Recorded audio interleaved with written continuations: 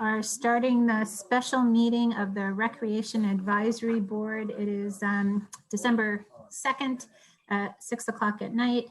And I will turn the meeting over to Cheryl or to Jeff. Sorry, Jeff. Do we have to accept the minutes from the last meeting? Yes, Is that the first order of business? sure, I think so. Okay. Has everyone had a chance to look those over? Absolutely. I'll make a motion to accept the minutes from last meeting. I'll Okay. second. Hey, Bill, how are you? Good, sir. How are you? Sorry that I missed so many meetings.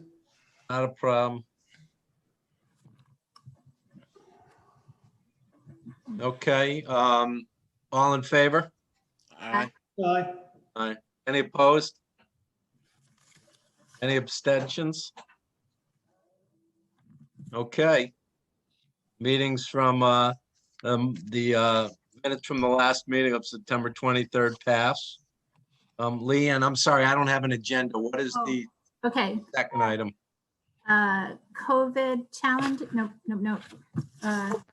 No, it's just Cheryl, old business, new business. Yeah, we just kept it very generic because it's a special meeting. So I think Cheryl has the order she wants to go in. So Okay.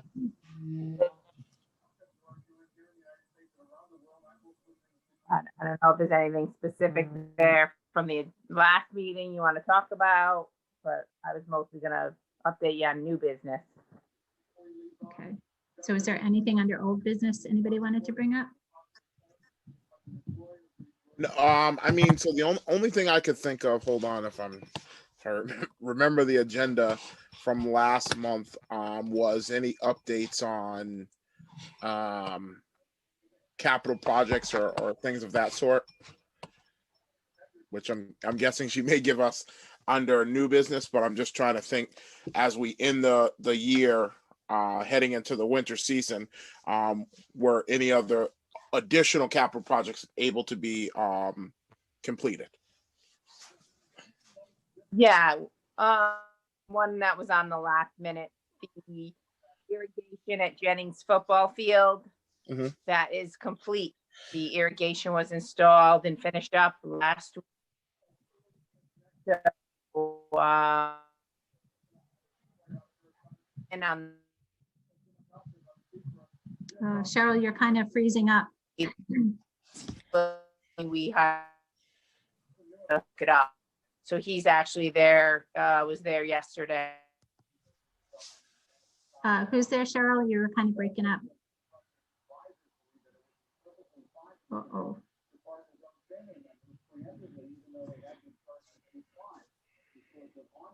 Yeah, Cheryl, we can't hear you if you can hear me.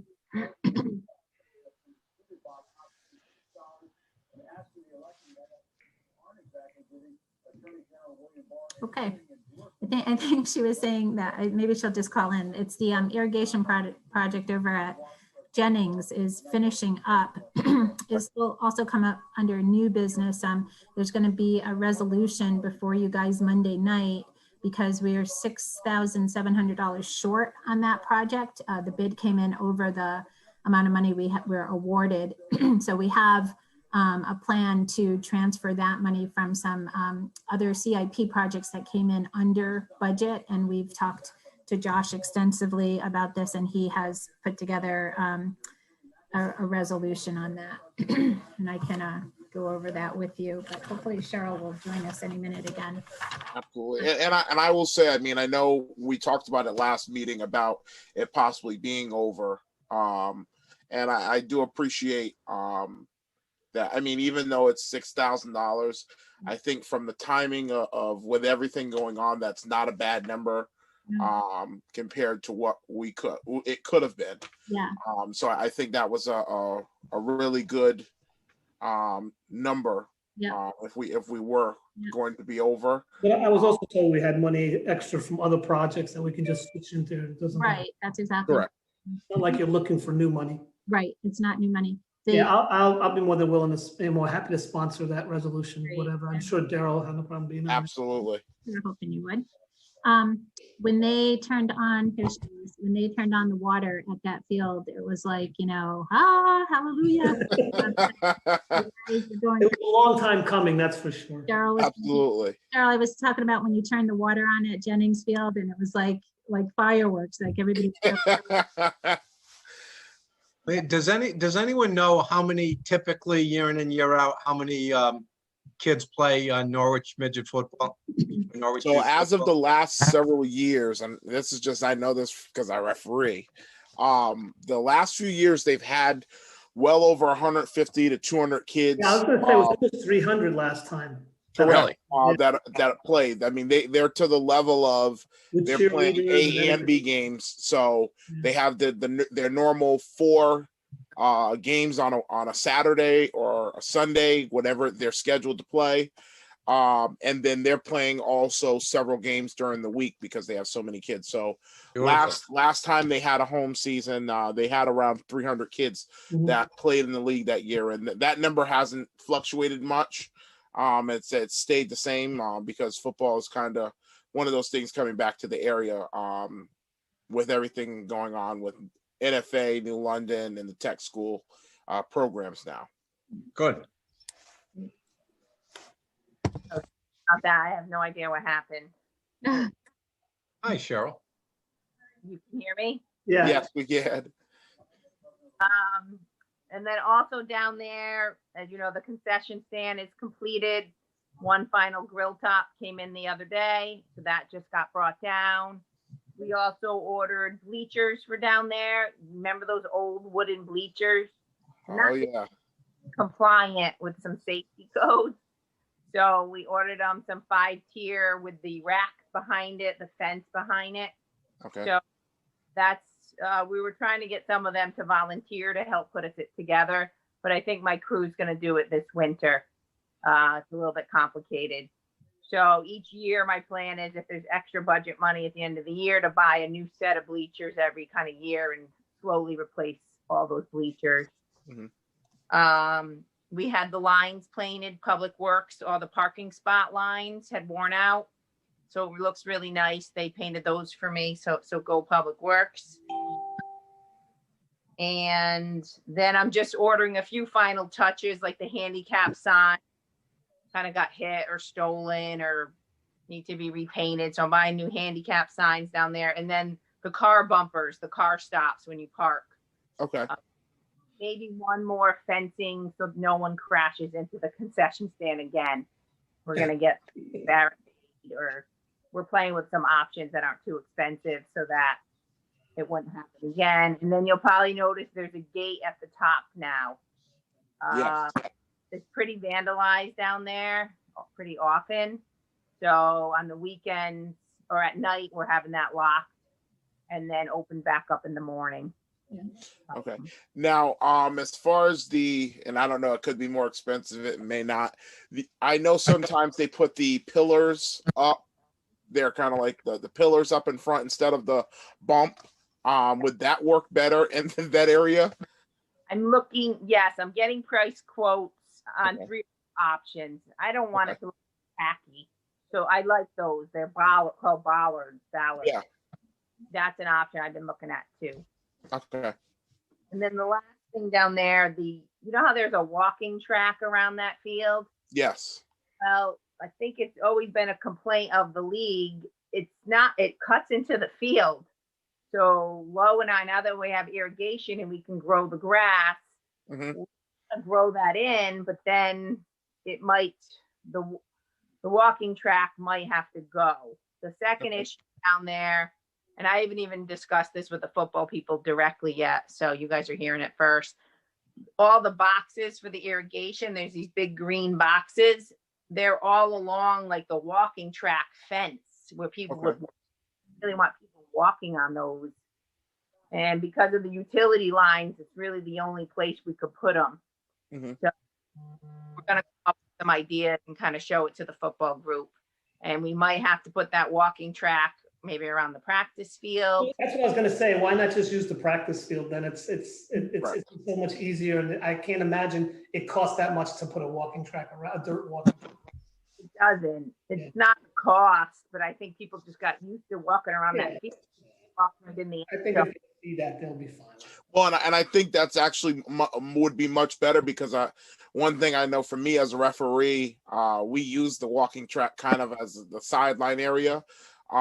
It would actually, if you were able to grow that area out into some grass, would cut down on that dust and dirt that they have down in that area.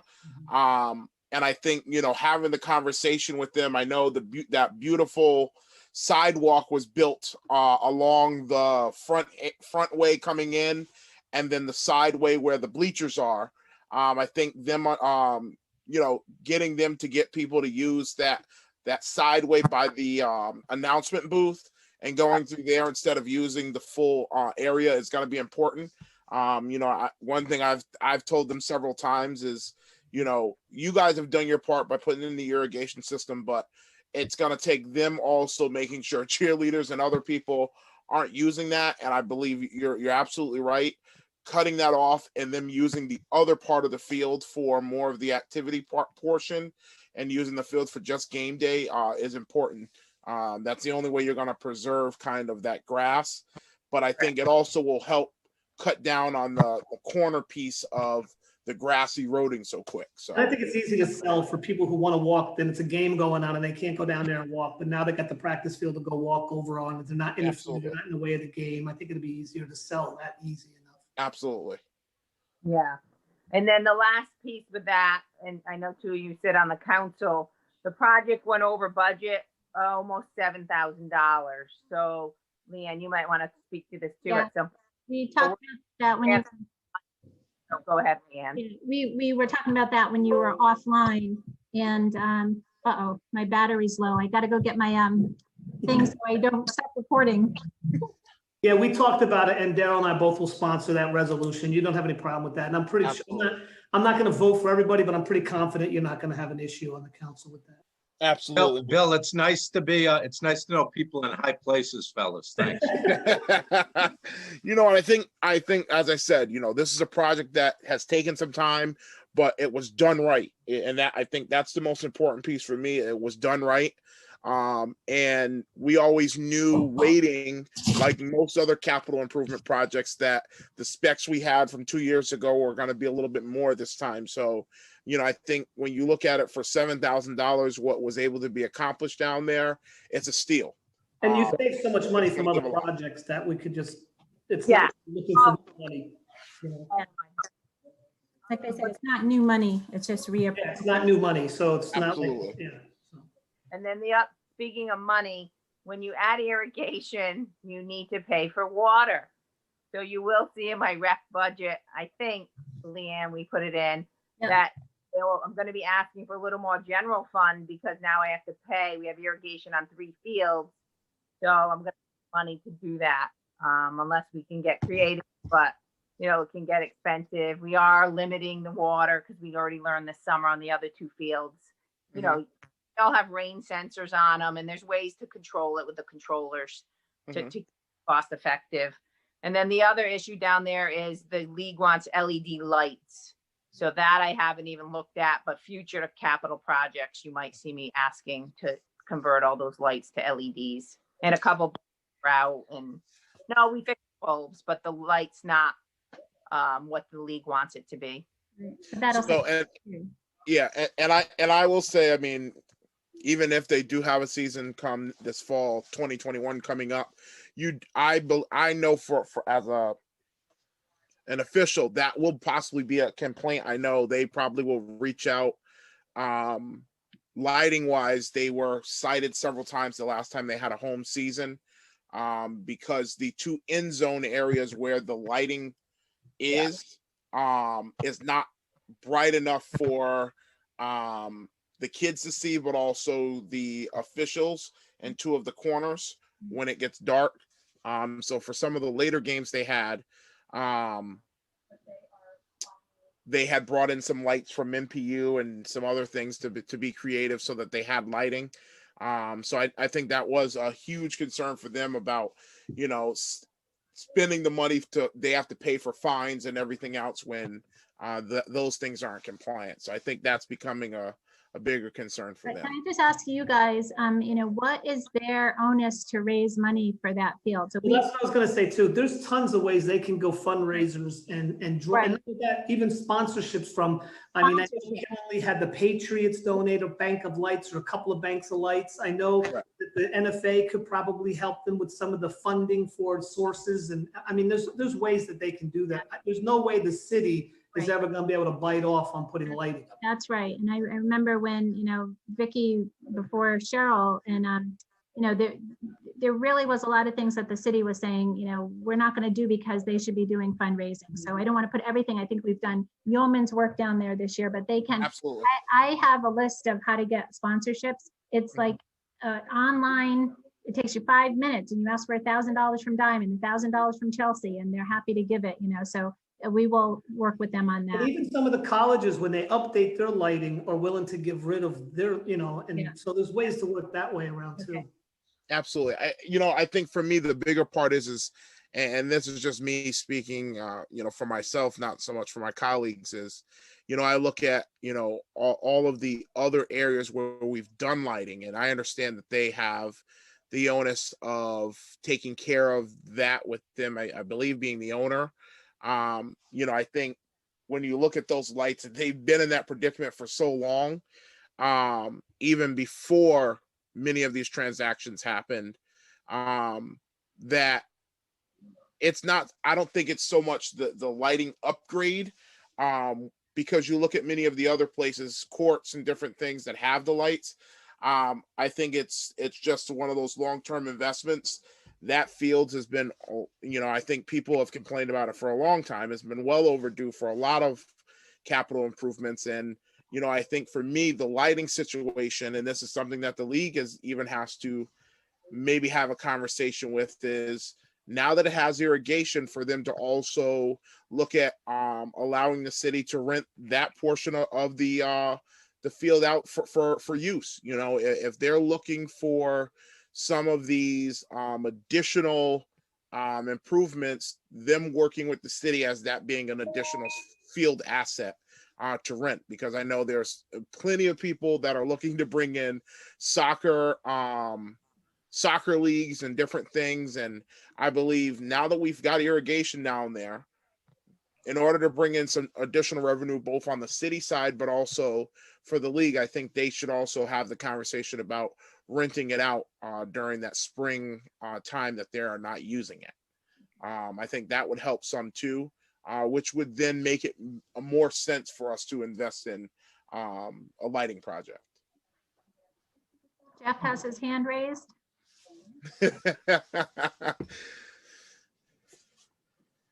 All right, so that's kind of the old business project that we finished.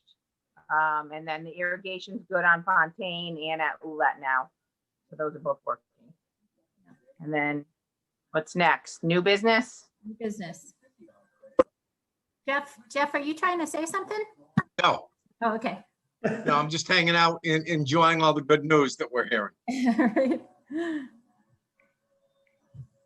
All right, you want me to go for new business? Absolutely. All right, program wise, this summer, as you know, we ran programs in COVID, and then this fall we did put programming out. We had a fall book out, and we offered 26 programs in the first session, which are 6 8-week programs, early September, October. We only had to cancel 11 of them despite COVID, so that was pretty good. Numbers we kept small to meet all the governor's requirements, 10, 12 kind of kids in each thing. But we had a multi-sport for little kids, 15 kids in that, a karate program, yogas. Our fall softball league over at Oulette has been doing really well in the pandemic. A lot of towns didn't open up their adult sports. So we ran them safely in Norwich. So our adult men's league should do well going forward, because a lot of the teams came from Middletown, Willimantic, Manchester. Teams we've never seen came and played, and they really enjoyed our fields.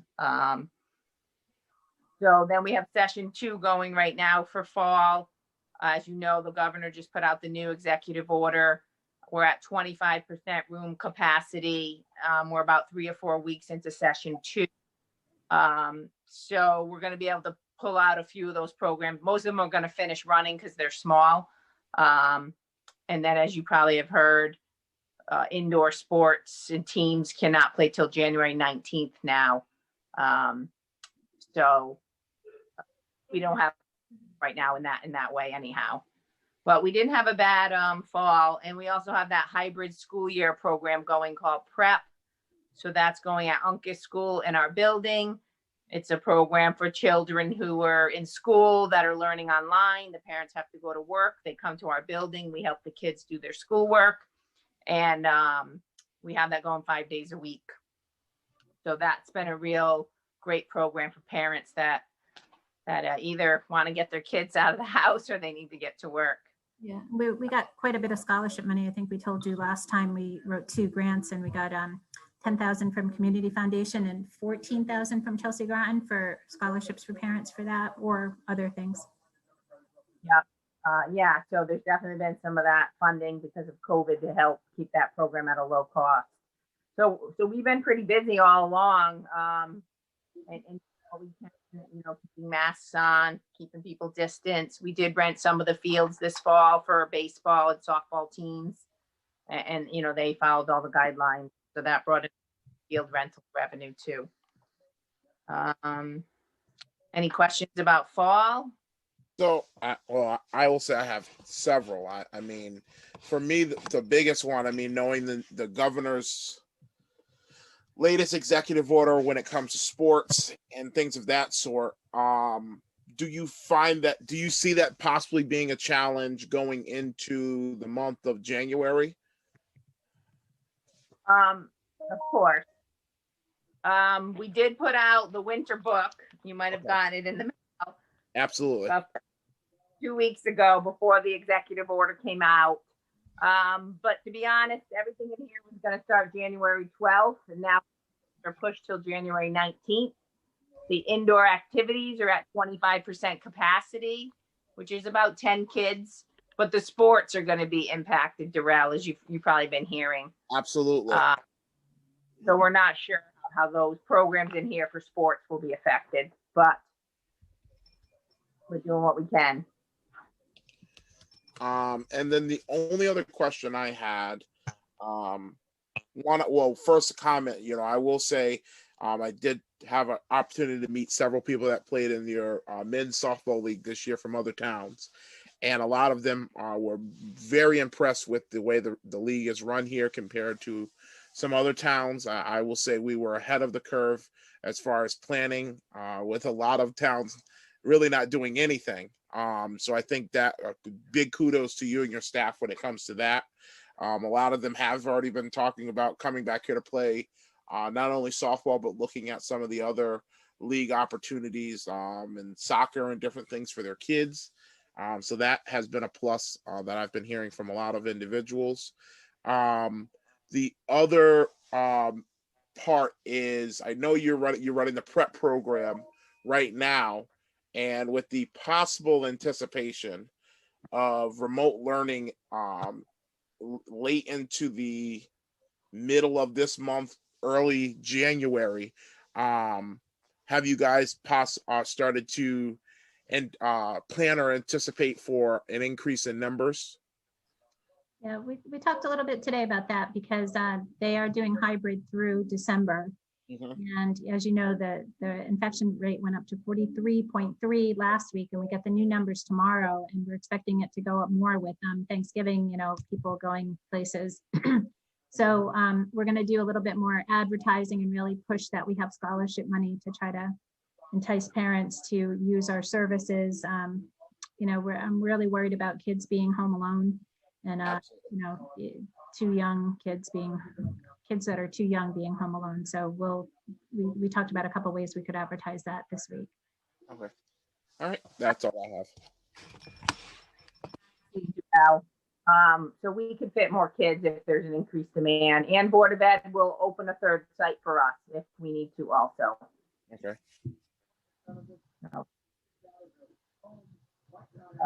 Get them making sneakers and stuff. Make some money out of this. Put them in sweatshops. Get them making some stuff for us. Masks. Ornaments. All Let's sewing go. masks. All Yeah, out. get the mask. Let's get some good bedazzle the mask or something. Let's make some money.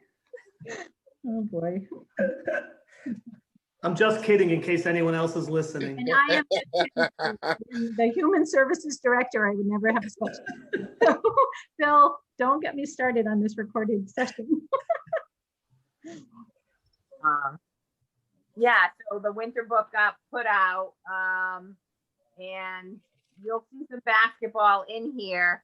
We kind of left the description vague on purpose because we're pretty sure we're not going to be able to do a basketball league in the traditional way. But we can do clinics. We think, at the time we put this out, we're allowed to do clinics, 1 to 10 kids to 1 coach. So Board of Ed has been working with us to maybe get Teachers Memorial to do that. And, no parents would be allowed in, everybody's masked, and there'd be basketball clinics versus the traditional league. So that's like the backup plan if we can't do, games in the traditional. I do think it's important that kids have a place to play this winter for mental health, or, a lot of different reasons. I think offering what we do, it's by choice. If you're not comfortable coming to karate, don't come, but we're going to follow all the protocols. We're going to have the most 10 kids in our program. And to be honest, right now we're getting 5 to 7 in every program. And that's what people who feel comfortable, and we're offering something. So, I think parents are filtering themselves out when we're not having to turn people away. So same with basketball. I'd love to offer something, but we'll go with, how it goes. Cheryl, have many other towns scaled back the recreational activities much more than we have? Yes. I'm finding there's a few who, I'm the type, you put it out there early because that's what you do. If you put something out early, like you usually do, people are going to sign up. A lot of towns are waiting and waiting and waiting and waiting, and then trying to put something out, and it's almost too late. Where I'm kind of taking the approach of, you know what, we always put it out. Let's go with the data we have at the moment, and then we'll cancel. So some towns are really pushing like me and putting out what they normally do, and other towns are waiting and then kind of doing a pop-up thing, a last minute thing. Right. So I think it depends on how that municipality works. Well, listen, everything I hear are great things about your department, so keep doing what you're doing. The only other question I have, and I think this probably will speak more to spring, and will have a bigger effect on spring, is with the CIAC at the high school level, still kind of in a fluid situation as far as what winter sports will look like and what spring is going to look like, and if there's going to be an alternative season. I know, like AAU baseball, I know you have the baseball leagues, the softball leagues and stuff that normally would rent fields and things like that. One of the areas that I know could possibly come of a concern is football, for example. And I know some towns are of an absolute no when it comes to, like you said, to certain sports. So have you started to think as to if there are changes made to the high school level that affect then youth sports? So like them moving the baseball season back some, or the putting in an alternative basketball season, since of course that's one that's possibly not starting at earliest till January 19th. Have you started to think as to some of those programs that normally would happen, having to move some things around? Yeah, we have, yes, talking about running basketball in the spring, our normal league. And I know the youth leagues want to run a spring soccer program instead because fall didn't really go. Mm-hmm. I've heard some rumblings from the football leagues, but I don't know. I'm not following football like some of my, the other stuff I follow. Absolutely. So, I'm open to it. Leanne, we got to go by what, the city manager's comfortable with, what the governor's guidelines are. but I think we're taking it by what the governor says and then looking at our infection rates, right, Leanne? Yeah, yeah. And, we have that weekly meeting and the mayor and the city manager, kind of say they're worried or they're not so worried. And, we kind of run things by them before we do anything that's daring. Okay. Yeah. Because I know, like, for me, I already know some of our great proponents in the community that are concerned. They're that alternative, because of the fall situation, that alternative limbo season situation possibly happening still. So for me, I know, like, if, for example, if football comes up something between February and April, as they're proposing possibly, I see some of the youth leagues from conversations from meetings we've been having, possibly trying to pop up. And, for me, I know, like, one, that's during the winter, but also that changes the dynamic of some fields resting, some needing more field space. So for me, it's just the thought process of there being some changes as far as that level. And I know a lot of the leagues locally follow some of what the CIAC does as far as sports. So when they go to schedule the season, if some are switched and whatnot, that of course affects some of the other things. So that's just why I thought I'd bring it up, because that conversation, of course, is already starting to happen with basketball and all winter sports being postponed till mid-January. Yeah, I think the governor's offices are getting better with the categories now, high risk, low risk, the intermediate risk. So I think we're going to use that going forward. If they say high risk is not allowed, that unfortunately is 11 on 11 football. So I think we would go by that, right, Leanne? Yeah, absolutely. Mhm. I'm really following all those guidelines, like cross country is allowed, certain sports, soccer was level 2, medium risk. So I kind of go by that, Darrell, as to what we'll permit. Okay. So if I continue that document, I don't know if you've seen the high risk. Yeah. That's Yep. I've been doing everything. I wanted to hear from you guys. I kind of already know how it was probably going to go, but I already know how some of our people in the community think as they start planning things.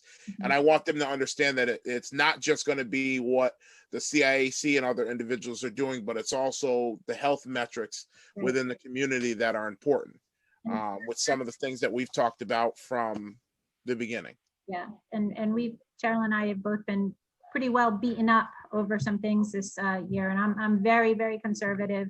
She's a little bit more willing to do things, but so I think we're a good balance together. But we have to look at everything, and our main concern is safety. And knock on wood, she ran camp, no infections. We ran the beach, no infections. We're running programs, no infection, because I think we're being very wise and selective about how we're doing things. So I think for us as leaders in the community, I know for myself, I appreciate the conservative approach, because it's allowed us in Norwich to do things other towns haven't, because of that conservative approach of how we've handled policies, the numbers, decision making. I think we wouldn't have been able to do a lot of things we got done this summer, including night flight basketball, without some of the mitigations that we took. Some of the redirections that we've taken. We've been able to do a lot in this community in the last few months that other communities would not have been able to do. So it's definitely kudos to you guys on that. All right. The new business, just projects is what I'm working on now. Armstrong tennis courts, as you know, we're fundraising. I'm getting the engineers to make more concrete plans for that with cost estimates. So we've been working on that. Just putting capital improvement together with Leanne, kind of putting our needs in order. There's all the playgrounds in Norwich are 30 years old. So there's some of that I put in capital to improve playgrounds. Redoing Mopeak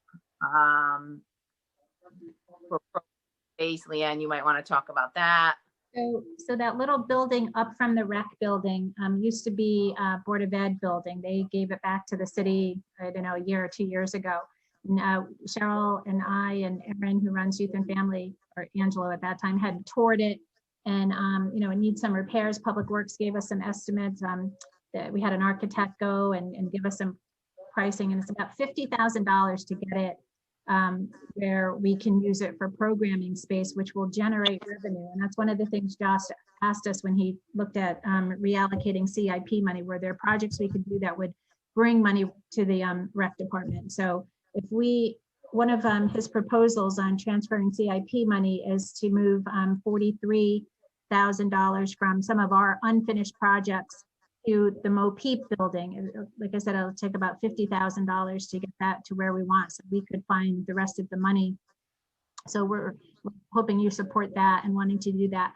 Space is tight with Youth and Family Services and rec both in the same building. They just have that little program when the COVID rules open up and we can have bigger class sizes. MoPeep would be beautiful. If you haven't been there lately, it's all open windows, all you can shut the windows, but it's all like windows around the whole building looking into the park. What a beautiful place to do yoga or have some relaxation classes or do something. Any class would be great. There's picnic tables we could put outside. We really could make that a very, very usable space. It's just one big room with a bathroom there, so we could really do some great programming there. So we want to get that up and running too.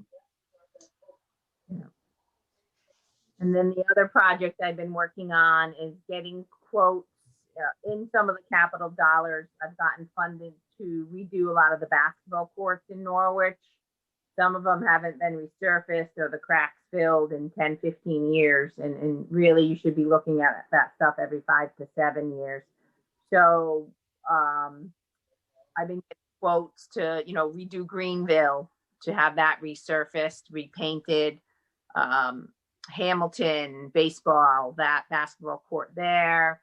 Thamesville, which got vandalized with spray paint this summer pretty bad. So that one might be moved up quicker on the list. Even Spain basketball courts right outside my office.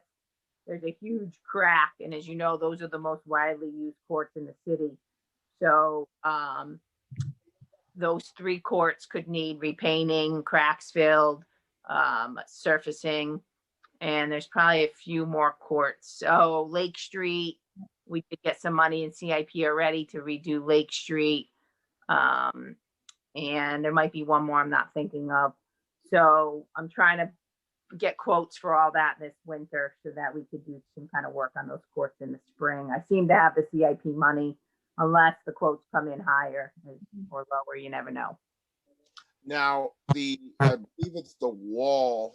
And Jenkins was the other one. Okay. The wall, I believe, at the Greenville Park. Have you guys looked into how the structure of that wall and if it needs repairing? No, I haven't heard that yet. Is there a problem? I mean, I know the police department and some others have went up and painted the wall in the past a few months and the weeks.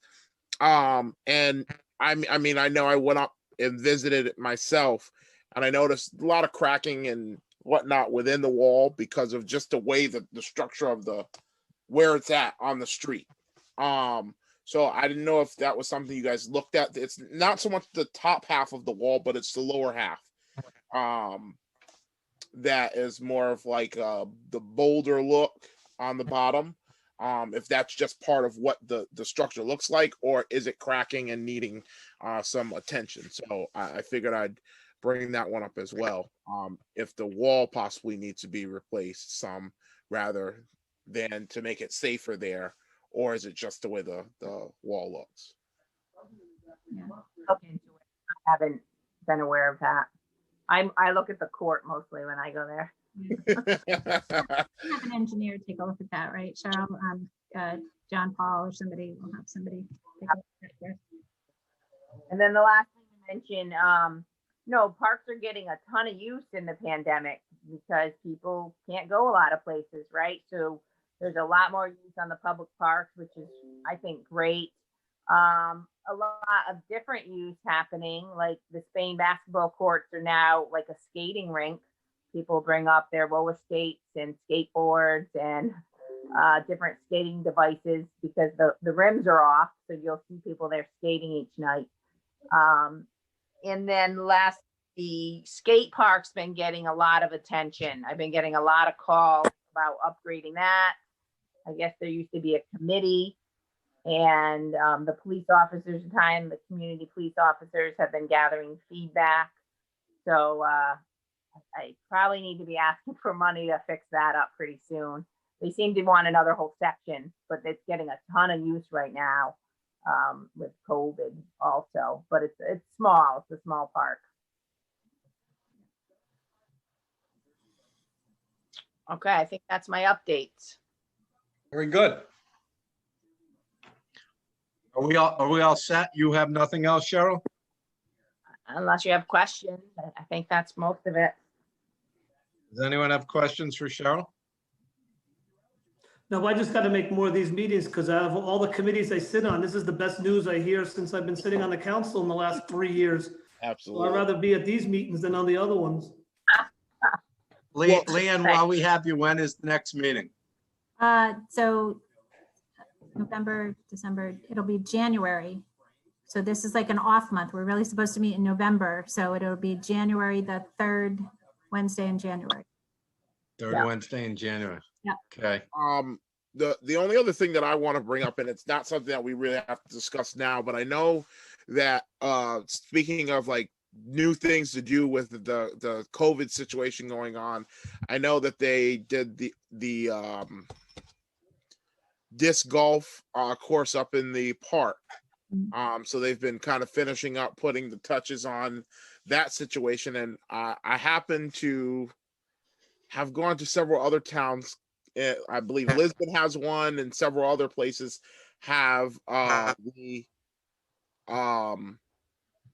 places. And I was wondering, I know like you guys do the I think it's the run dash. I could have it wrong, but splash dash. Splash and dash. Where it has different legs of the race in different towns. You know, I think in future neat maybe to do kind of like a town to town disc golf tournament situation. That way, not only is the Norwich disc golf getting attention, but it's an additional opportunity or program or registration to bring attention to our rec department. And so possibly working with that committee to form something of that, I think might be neat or a different opportunity recreationally. So that's just one of the things I thought of while I was sitting here. But I know some of the towns locally have them. And I think that might be something neat to kind of like add to programs when we get back to that phase of doing things like that. So just thought I'd bring that up. When that committee first met, I went once or twice, and I talked about doing a league with them. So I could organize a league, and then also bringing summer camp there. We could teach the kids there because we go to the beach once a week. We could do a whole day, and they could do disc golf, meet in that pavilion. I like the new location under that because it's near that pavilion. Yes. It's definitely different programming that I'd love to do there. And I think with COVID, that would probably be an approved outdoor sport. Just, I don't know officially, but the nature of it, you know, small groups outside. So maybe we could pull something off this spring. Okay. All right. That's all that I have. Thank you. The third January, the third Wednesday in January is the 20th, by the way. Yep, that's what I got down. Motion to adjourn, Right here, motion. second. Second. Guys, have yourself a great holiday. You Stay too. safe, and we'll see you soon. All right, let's hope. Take care. Bye-bye. Have a good one, guys.